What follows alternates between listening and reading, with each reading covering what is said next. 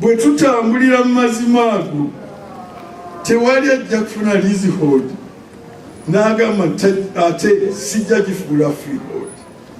Tewali ajja genda Hoima agambe nti nfunye leasehold kuliko abantu kyokka mwe muveeko, kubanga etteeka ligambye ti ku leasehold kuliko aw'ebibanja alina security occupancy. Bw'otuba ssebo nga tugoberedde amateeka gano nga bwegasaana okugoberera, tewajja kuba mitooliko gyonna ku ttaka lyonna mu Uganda, kubanga bw'obeera n'ettaka lyo wano eno I think is a Maryland ownership in perpetuity. Mu Luzungu tukiyita olulimi olw'amateeka olw'Ebungereza fee simple, nti lulibaawo emirembe n'emirembe.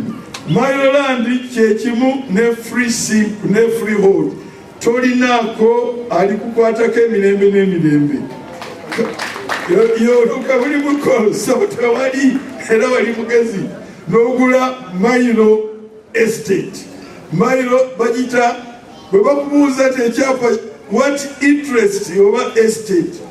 The interest in or estate in your title is Mailo, which is ownership in perpetuity, security of ownership in perpetuity. Naye senga wasangako ab'ebibanja gono ne muteesaganya willing buyer willing seller ne babaako ne basasula fine. Naye senga bagamba tetuvaako, senga nakakati ennyumba zaabwe enziri. Naye wano wenkiraba ekyo tekyaliwo, oboolyawo kyaliwo kuteesaganya. Tewali ebyapa byotera okulaba nga nsazaamu. Abamu aba district land boards tebamanyi mateeka nga bwe gagamba. Etteeka ligamba Land Act 59(1)A nti ettaka kasita libeerako omuntu, public land ng'eriko omuntu oba authority that's forestry or whatever, teriri available for the land board to give to any person. Bwe baba baliwadde section 59(1)A as amended liba ligamba nti eyo transaction era void.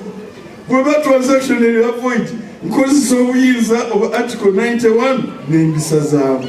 Era byebyo ginabadde ssebo gyekugambye ekikube ne Hoima nasaziza mu bingi.